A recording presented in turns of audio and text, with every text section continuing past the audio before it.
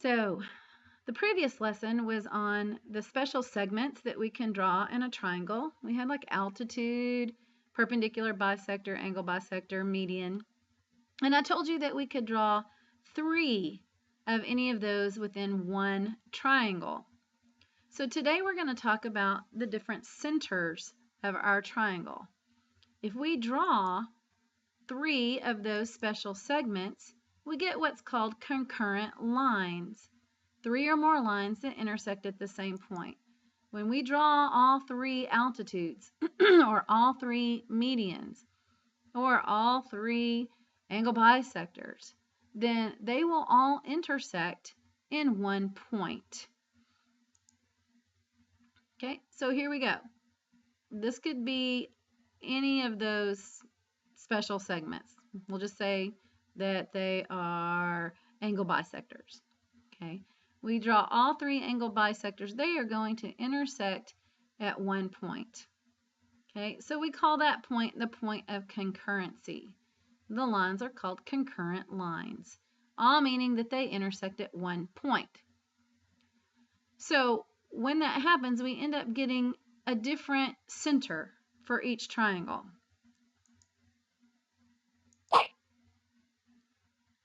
So unlike squares and circles, triangles can have different centers. And it depends on which segment we are using, which segment we draw, as to where that center is going to be and what it's going to be called. The ancient Greeks found 4. We call them incenter, centroid, circumcenter, and orthocenter. We're going to go through each one, determine which segment creates each one, and learn some relationships within the triangle. So our first one is going to be the centroid. The centroid is formed by the intersection of the medians of a triangle. What are medians again? Remember, median means middle. So again, you need to know where the segment comes from in the triangle and where it goes. In a median, it starts at a vertex and goes to the midpoint or the middle of the side opposite. So here we are starting at a vertex, going to the midpoint. Starting at a vertex, going to the midpoint. Starting at a vertex, going to the midpoint.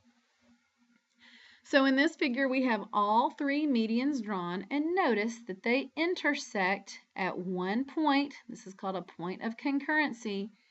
And the name that we give this particular point of concurrency is the centroid. So you need to know that centroid goes with the medians. Okay, and I'm going to tell you guys an easy way to keep these straight when we finish this lecture. Centroid is created by the intersection of the medians. This is also the center of gravity. If I cut this triangle out of a piece of paper, I could balance it on, say, the eraser end of a pencil right here. It would be the center of gravity. So that is a special piece of information that we can associate with the centroid. Makes the centroid special. Okay, it is the center of gravity. So you need to know all that. The centroid is the intersection of all the medians, and it is the center of gravity. The centroid theorem says the centroid of a triangle is located 2/3 of the distance from a vertex to the midpoint of the side opposite the vertex. Okay, so here's what that would look like. Here's my median. Because all my medians are intersecting, this is my centroid. The centroid is 2/3 of the way from the vertex. Or you could say it's 1/3 of the distance from that midpoint. Either way you look at it, the distance from the vertex to the centroid is twice the distance from the midpoint to that centroid. Okay, so it's a 2-to-1 ratio. So if I said that this segment was 6, what would this segment be? 3. So the whole line would be 9.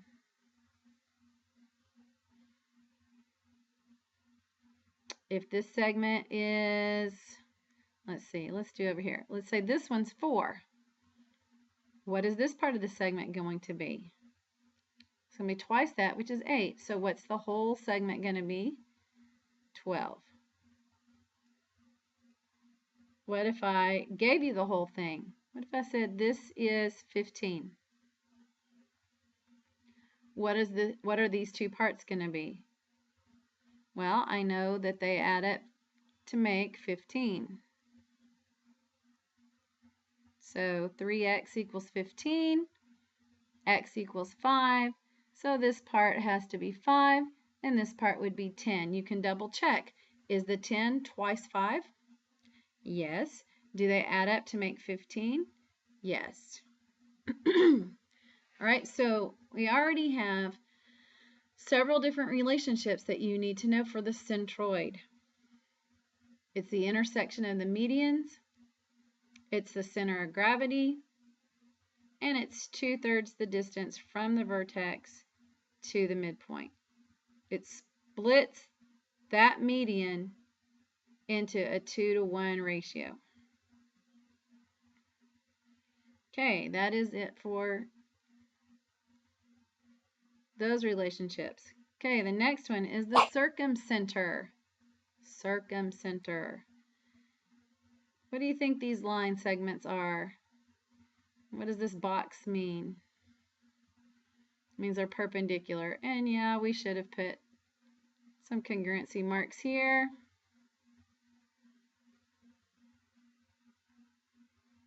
Showing that they are bisecting each side of that triangle. So those are all 3 perpendicular bisectors. They intersect at a point of concurrency, and we call that point of concurrency the circumcenter. So again, here's your formal definition. A circumcenter is formed by the intersection of the perpendicular bisectors of the sides of a triangle. So when you draw all 3 perpendicular bisectors, they will intersect at a point that we call the circumcenter. It can lie inside or outside or even on the triangle. And that is determined by whether it is an acute, an obtuse, or a right triangle. Notice this is an obtuse triangle, and that circumcenter is on the outside. Inside would be acute, and on would be a right. So this is for acute triangle. This is for an obtuse triangle, OO. And a right triangle, it's going to be on.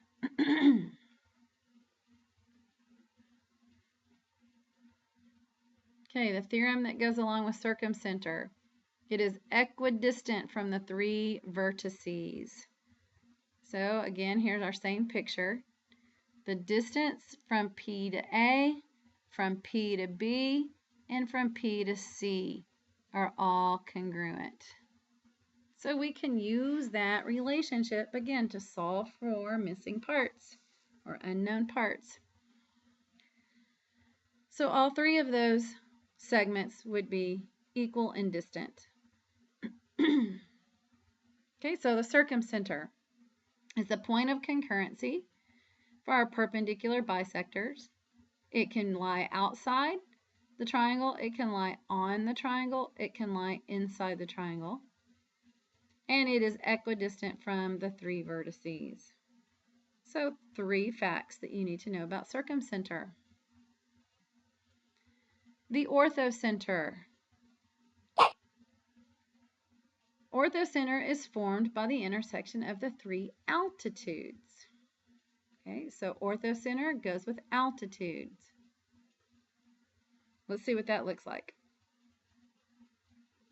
And this one should have a box on it as well. So I know that these are altitudes because they go from the vertex straight down to make a right angle with the opposite side. Again, when I draw all 3 of those, they intersect at a common point, And that common point is called the orthocenter. So no, orthocenter goes with altitude.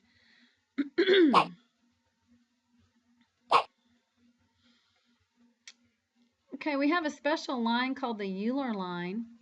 It's the line on which the orthocenter, the centroid, and the circumcenter lie. So those three different points of concurrency that we just learned about, they will make a straight line within a triangle, and that line is called the Euler line.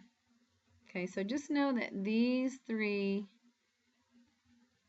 make a Euler line. So you would have a triangle like so. I'm not going to draw all the segments, but we might have a circumcenter. Oops. Okay. Keep. Ugh. Technical difficulties there. So I could draw all three. Okay, here we go again. Why is my pen not working?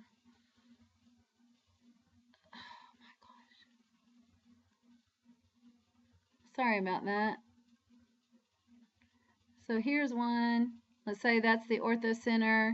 This might be the centroid, and this might be the circumcenter. They will all line up on a straight line. Okay, these three points of concurrency. Our fourth one will not necessarily be on that Euler line. Our fourth one is called the incenter. Okay, well, there's only one segment left that we hadn't talked about. What is it? We've done median, we've done perpendicular bisector, and we've done altitude. Which one have we not done yet? It is the angle bisector. If we were to draw all three angle bisectors in the same triangle, they would intersect at a point of concurrency called the incenter. So the incenter would look something like this. Okay, here's my angle bisector.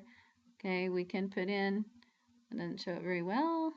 Let's try some other color. Okay, we should have congruency marks here showing that each half of the angle is the same. Notice that they are all intersecting in one point, and we are going to call that the incenter.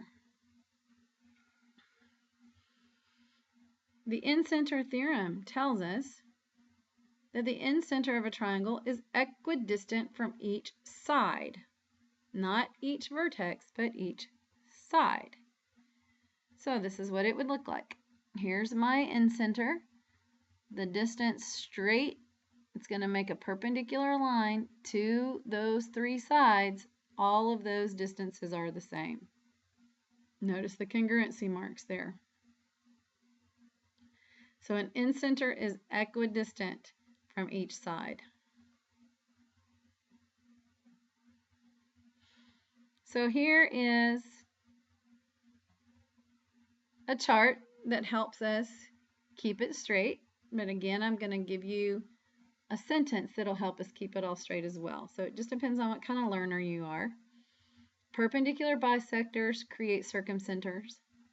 Angle bisectors create incenter. Medians create centroids, and altitudes create orthocenters. So here's our sentence. All of my children always bring in peanut butter cookies. How does that help us remember all of this up here in our chart? Well, the A stands for altitude. Altitudes, notice, create an orthocenter, so that's what this O stands for. Okay, so these two go together.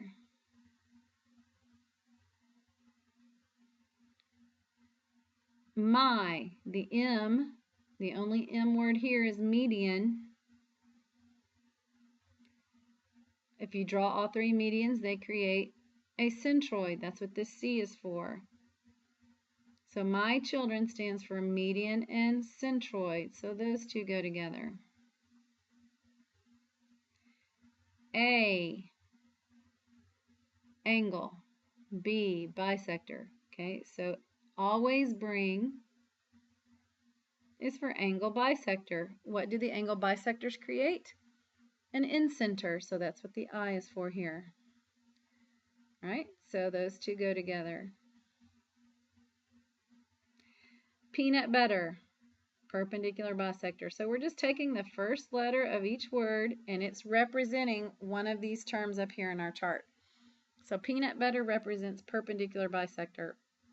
Cookies represents circumcenter. Perpendicular bisector creates a circumcenter. Okay, so if you can remember, all of my children always bring in peanut butter cookies. Hopefully that'll help you match these parts up to each other. Let's do some quick examples here. So I know this looks really confusing and complicated, so we're going to take it one little step at a time. We're told that lines L, M, and N are perpendicular bisectors. So that tells us, number one, that these angles are all right angles, if that's helpful. And number two, the segments are cut in half. That might be helpful. Okay, we'll see.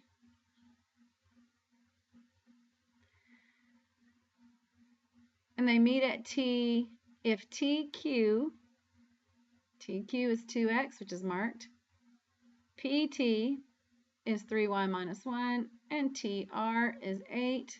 Find x, y, and z. Okay, well, we don't have to go in order. Okay, we don't have to go in order. So the obvious thing to me is because this is a perpendicular bisector, I know that this z plus 4 is going to equal 7. So I can solve for that real quick. Z plus 4 equals 7. Subtract the 4, z is going to equal 3. Okay. Now, we also learned that any point on a perpendicular bisector is equidistant from the endpoints. So that means this 3y minus 1 is going to be equal to the 8. 3y minus 1 equals 8. Because any point on the perpendicular bisector is equidistant from the endpoint. Okay, so I add the 1 to both sides, that equals 9, divide by 3, y equals 3. So there's my z, there's my y, and now I need to find my x. Well, again, we have this point that's on the perpendicular bisector N, meaning it's going to be equidistant from Q and R. So 8 is going to equal 2x. I'll divide by 2 and x equals 4. Okay, so we have this point of concurrency and we have these relationships that we have to remember that are created by perpendicular bisectors. Okay, let's move on to another example. So here's our figure, and we're going to mark it up. Find x if the measure of angle 2,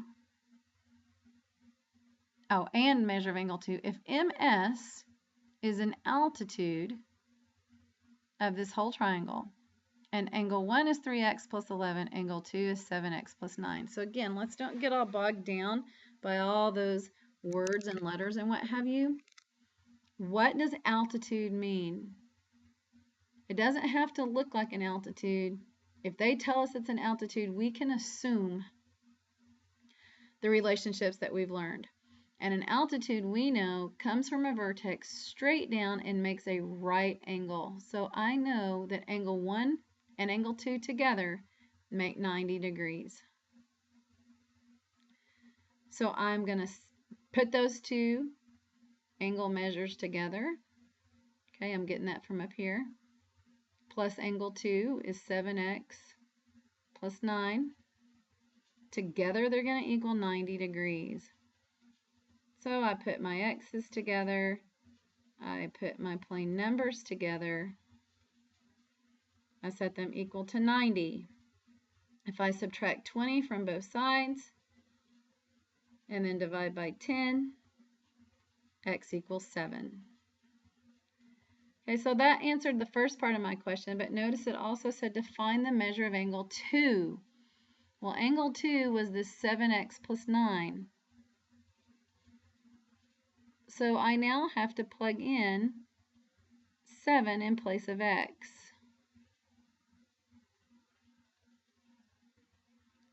7 times 7 is 49. 49 plus 9, 58. So there are my two answers.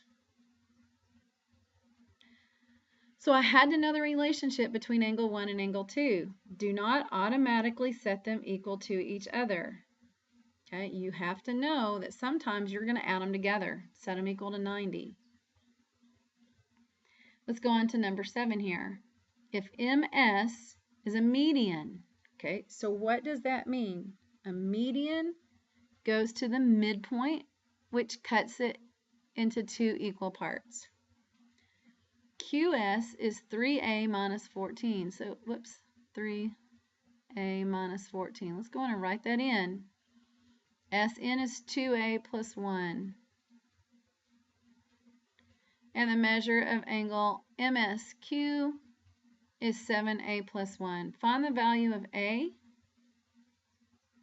Is MS also an altitude? Okay, well, we'll get to that. Let's find the a first. What is the relationship between these two parts? Are they equal to each other, or do I need to add them up and set them equal to something else? Okay, because I have these congruency marks, that tells me I can set them equal to each other. So 3a minus 14 equals 2a plus 1. I'll move my smaller a so that I have positive a's.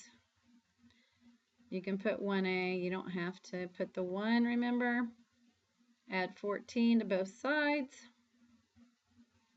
We don't need that 1. We can just say a equals 15. Now, if we plug that in to MSQ being 7a plus 1, okay, so I'm going to replace that a with 15. Can't do that in my head, so we've got 35, whoops, 35. Carry the 3, 105 plus 1 is 106.